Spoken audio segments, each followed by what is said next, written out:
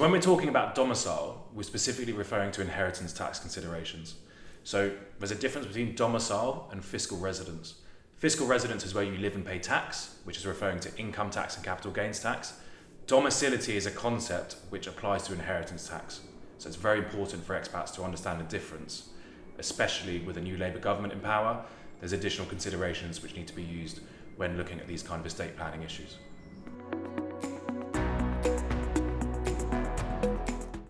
So there are three types of domicile which expats need to become familiar with.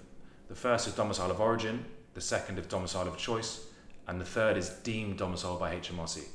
Domicile of origin, as the name implies, is essentially you take the domicile of where your father was born. So for example, if your father was born in the UK, you will be deemed domicile in the UK at birth.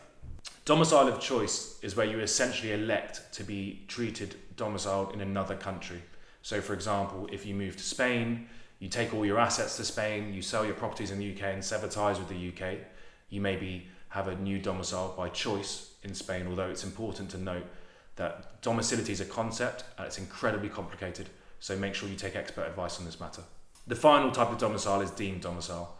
So this perhaps is the most complicated. So it's essentially where you've relocated abroad, you've told HMRC you've left the UK, you're paying tax in another country, you've probably severed most of your ties with the UK, whether it's properties or investments, pensions, etc. And you live in another country and you've lived in another country for four or more years.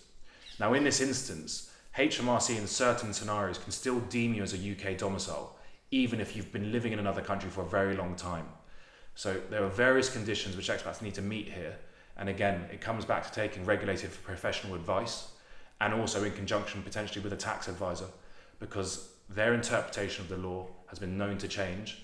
It's an implied law and it's a concept, it's not a set rule that you can follow.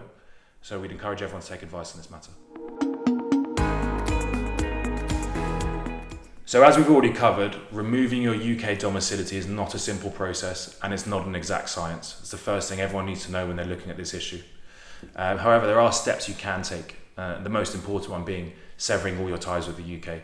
So as we've touched upon, this is going to be investments, this is going to be pensions, it's going to be properties, it's going to pretty much be any asset that you hold in the UK. You need to demonstrate to HMRC that you no longer have any ties there, because if you don't, there's a strong chance that should you pass, they'll find a way to levy inheritance tax of 40% on your estate.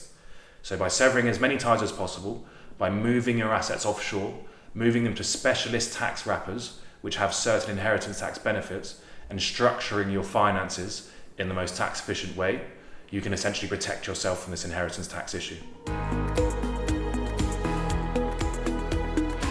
So with inheritance tax, it's often been described as a voluntary tax. But what we mean by that is that you only really pay it if you don't take notice of what's happening, if you don't look at how your finances are structured, and if you don't take regulated advice, because there are many ways that this can be mitigated. There's very many different options available to you to structure your finances in a way that inheritance tax does not apply to the accounts.